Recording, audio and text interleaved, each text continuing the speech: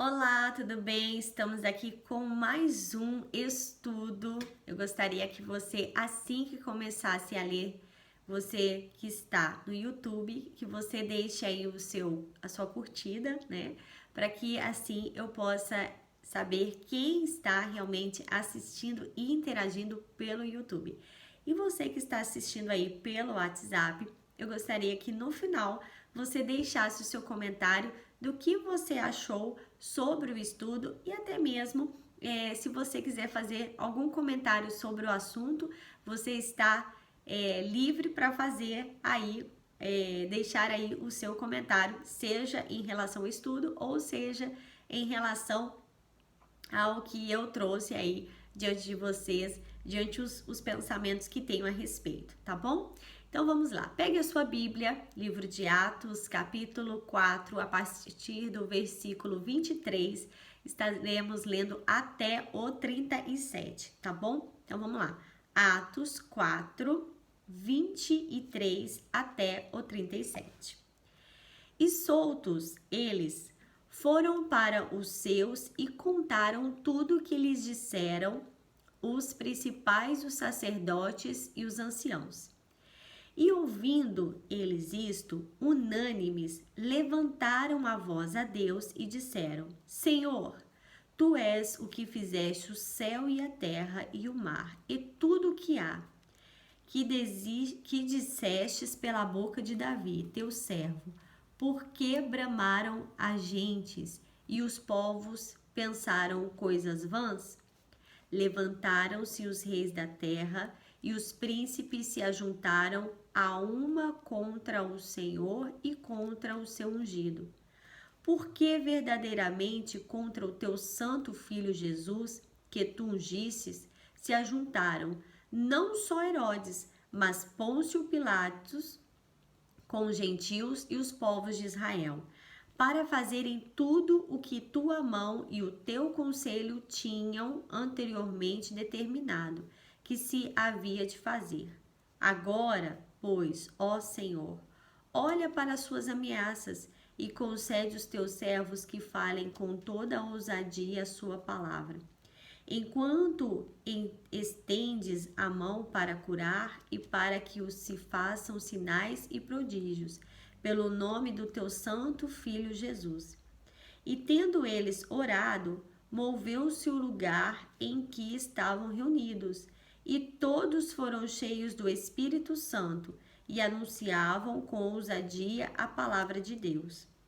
E era o coração e a alma da multidão que os criam.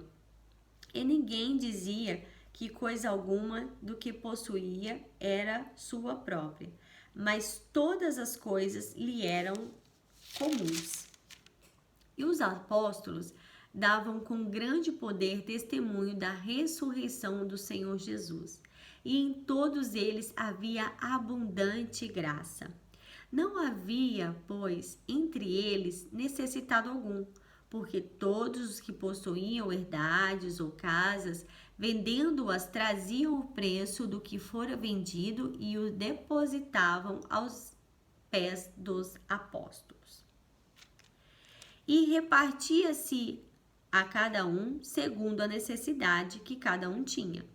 Então José, cognominado pelos apóstolos, Barnabé, que traduzido é filho da consolação, levita, natural de Chipre, possuindo uma herdade, vendeu-a e trouxe o preço e o depositou aos pés dos apóstolos. Que forte é esta palavra, né?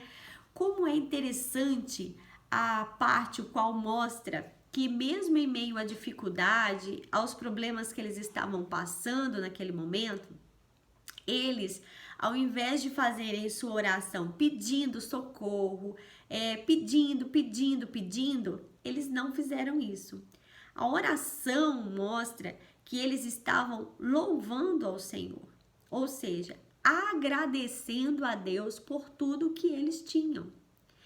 Então vejam só, e Deus quando olhou que eles tinham, viu que eles tinham duas opções, pedir, ou agradecer, agradecer, agradecer. E a escolha deles foram agradecer, louvando ao Senhor, Deus os abençoou. Deus olhou para eles e sentiu o desejo, o prazer, a vontade de abençoar aquele povo. Então, como a gente pode aprender com a palavra de Deus, né? Muitas vezes nós ficamos pedindo, não estou dizendo que é errado, mas tudo tem um limite, né? Então você falou uma vez, descansa no Senhor e louve, adore, leia a palavra, se fortaleça, para que você prossiga. Mas ficar lamentando, lamuriando a mesma situação não vai mudar em nada. Mas se você buscar o Senhor, aí sim, o milagre vai acontecer na sua vida, assim como aconteceu na vida deste povo. Os cristãos, nesse período, e até nos dias de hoje, eles estavam sendo perseguidos por acreditarem que Jesus era o ungido, por acreditar que Jesus era o Messias, o Filho de Deus. Como nos dias de hoje, aqueles que são cristãos, que estão buscando a Deus, são perseguidos, né? Mas nós não podemos desanimar. Por quê? Porque o guarda de Sião, ele não dorme, ele está cuidando. Quer dizer, Deus está cuidando de nós. Ele não dorme, ele não descansa para cuidar dos seus, né? Então vejam só. E os crentes, quando a gente lê aqui a palavra de Deus, a gente vê a forma que eles falavam, né? Que eles se referiam a Jesus Cristo. Não como um grande milagroso, mas como um santo servo, né? Eles entendiam que Jesus estava aqui para cumprir um propósito e eles reconheciam a santidade que havia nele. Que maravilha, né? É reconhecer que existe santidade em Cristo e que por esta santidade ele poderia ser glamuroso, mas ele escolhe ser servo. Que maravilha! Nós temos muito que aprender com o Senhor Jesus. E por trás dos atos maus, né, que eles assim estavam fazendo contra o servo de Deus, né, contra o nosso Senhor Jesus, isso trazia mais peso sobre a vida daqueles que eram maus, né, referente à palavra de Deus. E assim nos dias de hoje, nós temos sempre a escolha de fazer o bem e de fazer o mal. Uma vez que você escolhe fazer o mal, entenda que isso surtirá efeito na sua vida.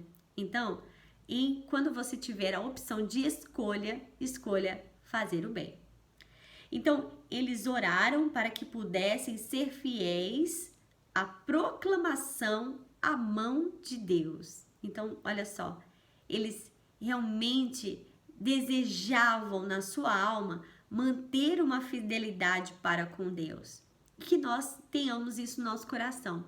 Que o desejo de manter fidelidade seja maior do que qualquer coisa na nossa vida, para que assim nós possamos proclamar a mão de Deus em nosso favor ou até mesmo na vida daqueles que estão nos fazendo mal.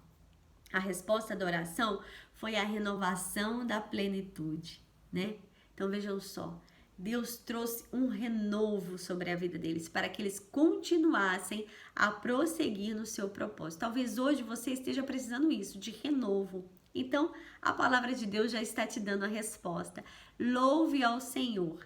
Não fique pedindo, mas louve ao Senhor, porque Ele se agradará e Ele fará aquilo que você precisa na medida certa.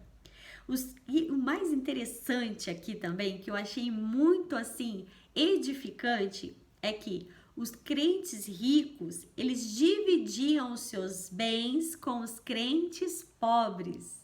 Olha que interessante.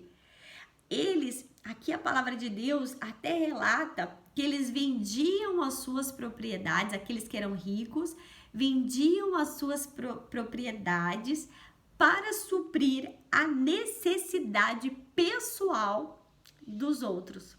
Que maravilha, né?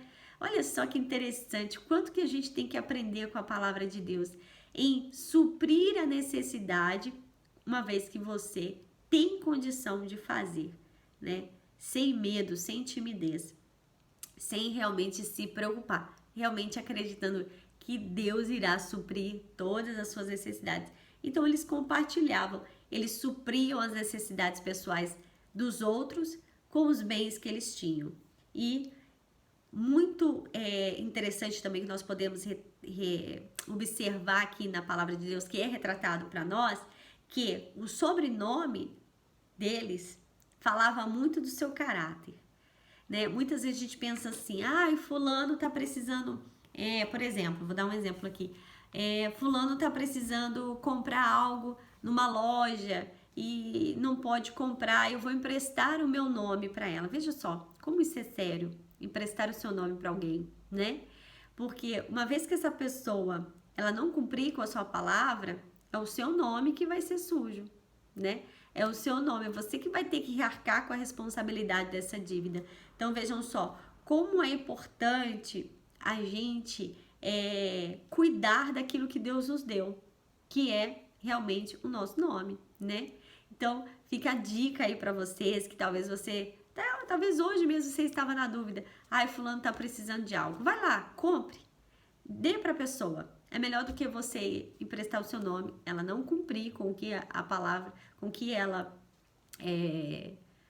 se assumiu a responsabilidade e depois você contar com uma dívida aí que você não esperava. Então, faça você, né? E eu tenho a certeza que o Senhor se alegrará e te abençoará abundantemente. Fala muito sobre abundância aqui, é muito interessante, né? Gente, já passei do meu tempo. Agradeço a participação de todos vocês, tá bom? Deixe o seu comentário aí para que você venha animar a pregadora. Deus abençoe!